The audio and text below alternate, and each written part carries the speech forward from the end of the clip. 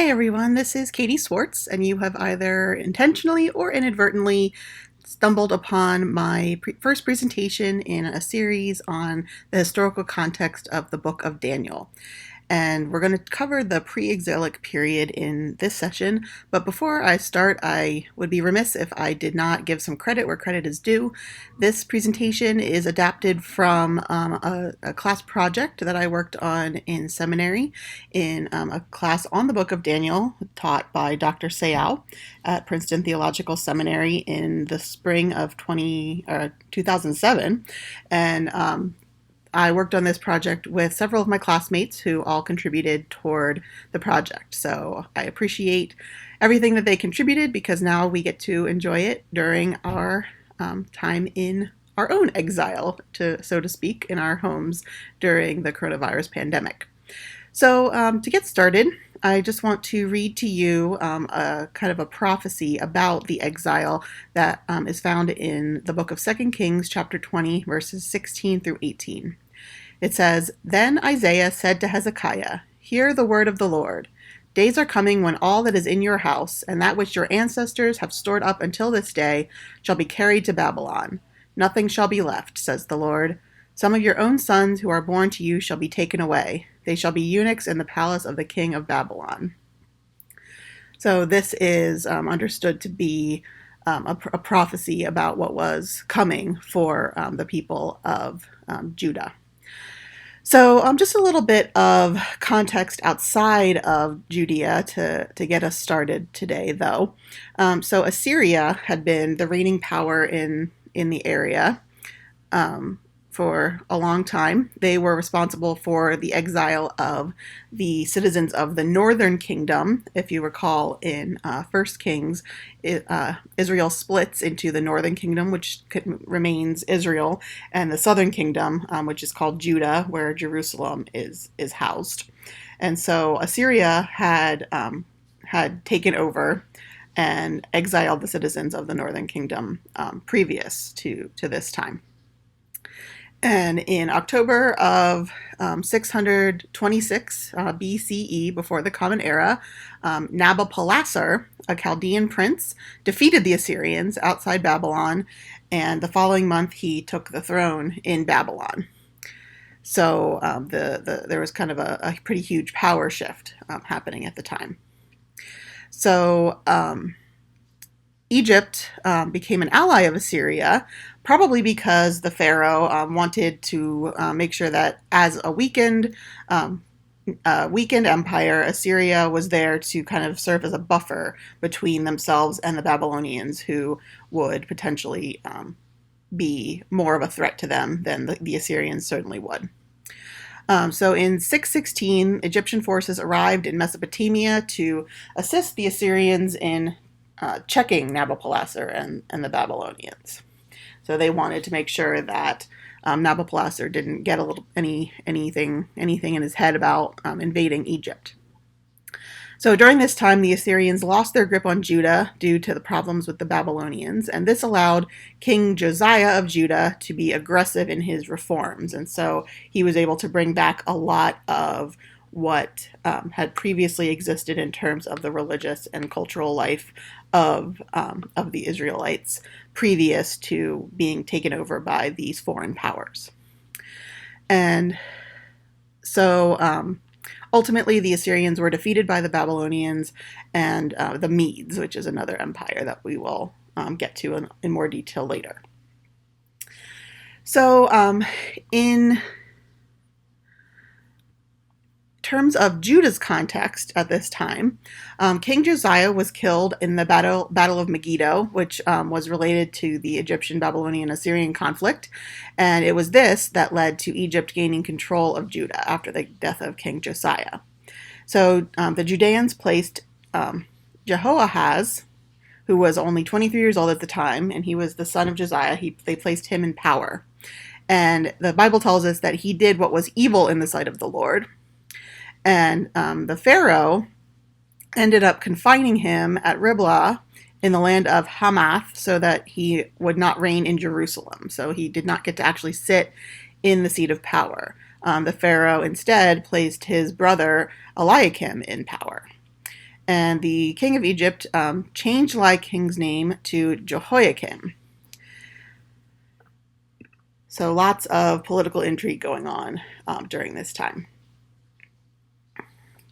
So the pharaoh then eventually, instead of just leaving him confined, eventually took Jehoahaz away, and he went to Egypt, and he ended up dying there. And Jehoiakim, his brother, remained in power in Judea, or in Judah. I apologize at this time.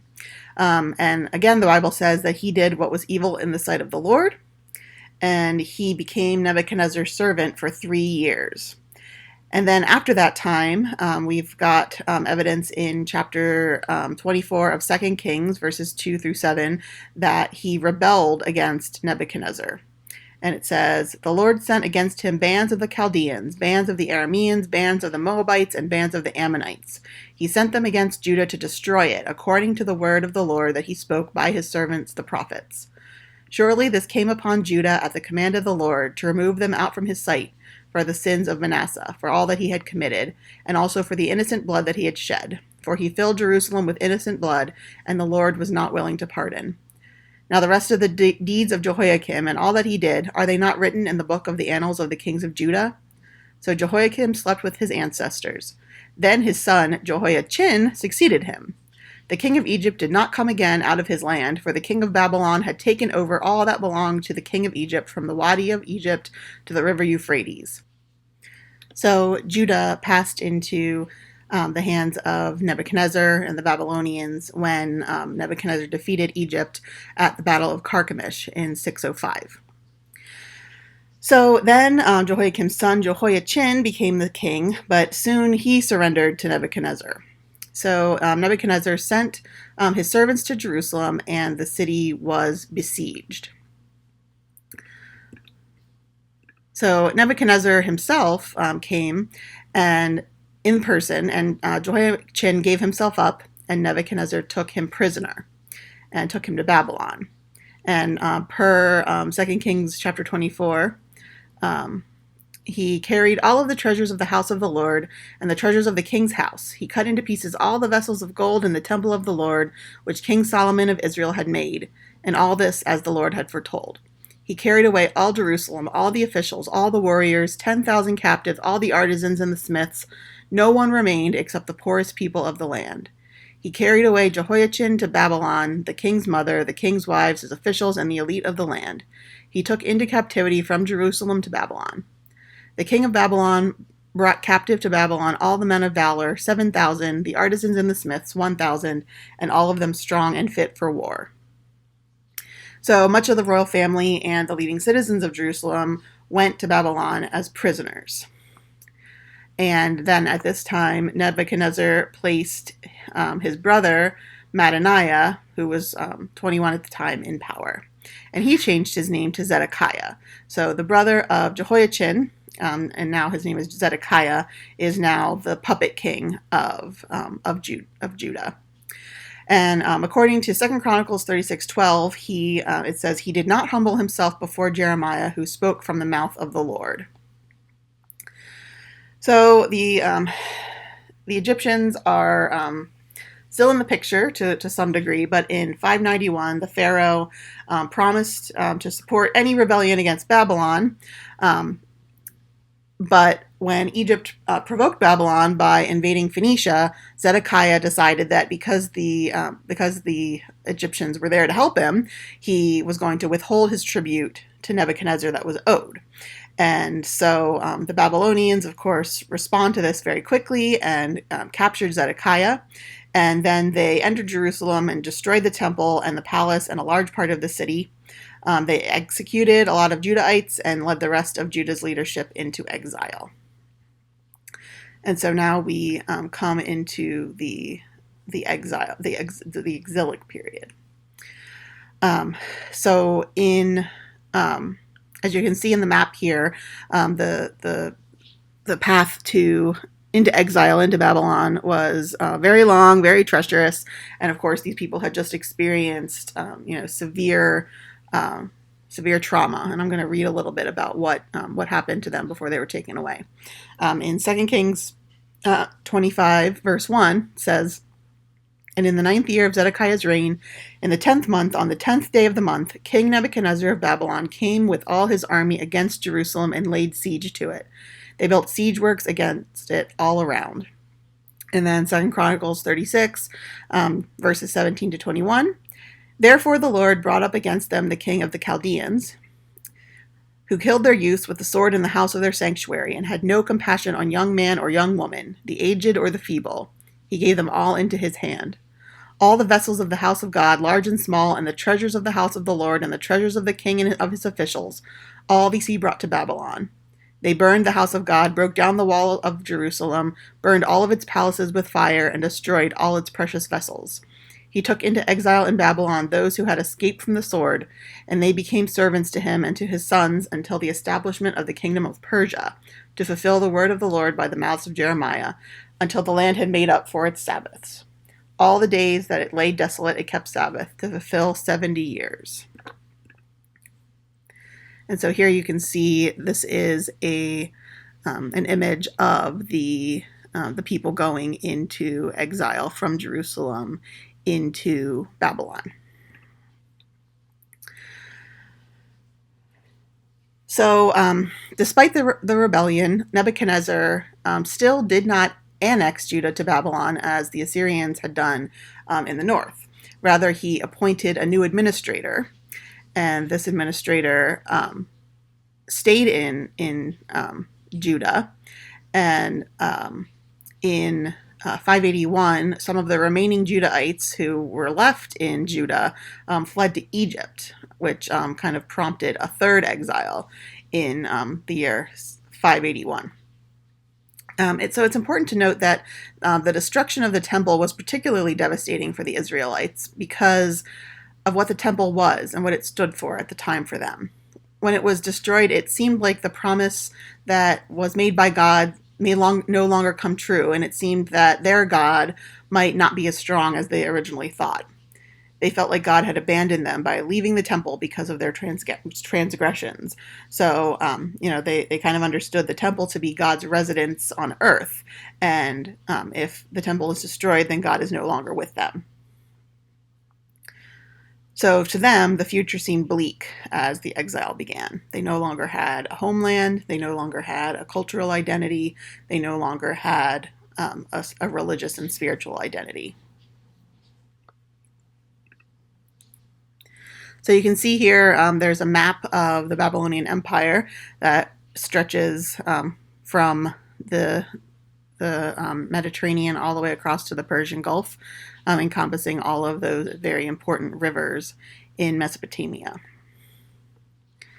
And then you have some maps of what Babylon would have looked like during the time of Nebuchadnezzar and the exile of the Jews into Babylon. So after this time, there is very little that is known about Judah. We know that these imperial powers ruled over them until about 164, when the Maccabees won back their independence. And again, that's something that we'll talk about in a future period.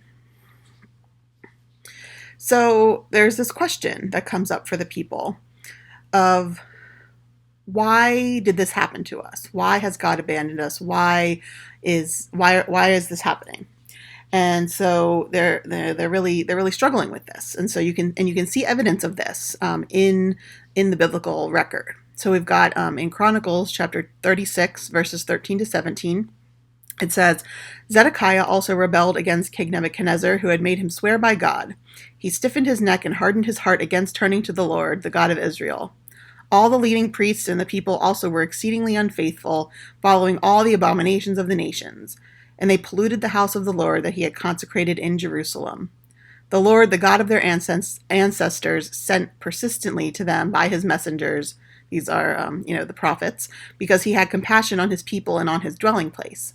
But they kept mocking the messengers of God, despising his words, and scoffing at his prophets, until the wrath of the Lord against his people became so great that there was no remedy. So basically, what they kind of come to the conclusion is that God tried to change their ways. God tried to get them to be faithful to what God wanted them to do, but they wouldn't listen. They wouldn't listen. They wouldn't listen. And so finally, God said, "Well, then there's nothing else I can do," and that's why the exile took place. So moving over to the book of Daniel, the stories in the first 4 chapters of Daniel that we'll be studying in our weekly electronic Bible study are set during the reign of Nebuchadnezzar. So this historical background information can help you with that a little bit.